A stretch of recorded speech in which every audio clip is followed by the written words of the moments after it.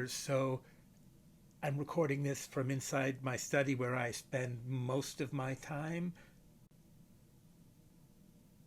5 things I wish somebody had told me when I first started, and why.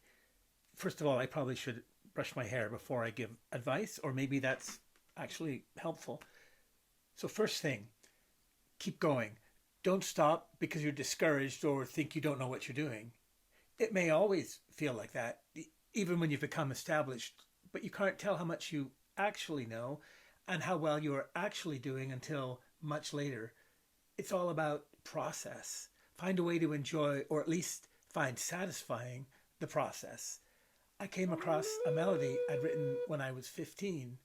Though I can create so much more sophisticatedly now, I loved its beauty, its charming simplicity, and was impressed by its intuitive craft.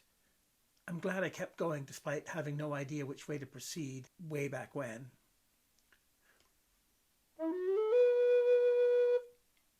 It's part of a scale. So, decades later, oh, this is number two. Decades later, when you look back at your earlier work, you'll find that the old you was okay.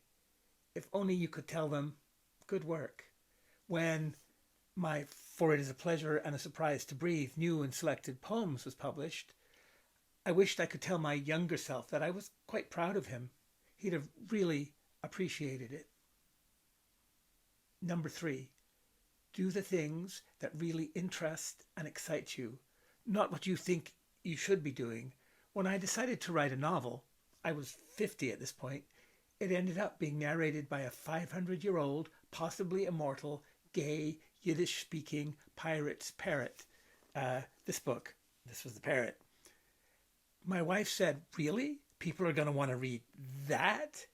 This has been my most popular and successful book, a national bestseller that's been optioned for TV. So, also, even if your work isn't popular, at least it is with you. Create what inspires you. Number four, you'll feel envious and jealous of others. The writer Paul Quarrington said that envy is a writer's black lung disease. What to do? Know that it's natural. One of the best ways to deal with it is to take that feeling and use it to help other people in your field. It makes it not all about you, and at least you can feel you're doing something valuable and helpful.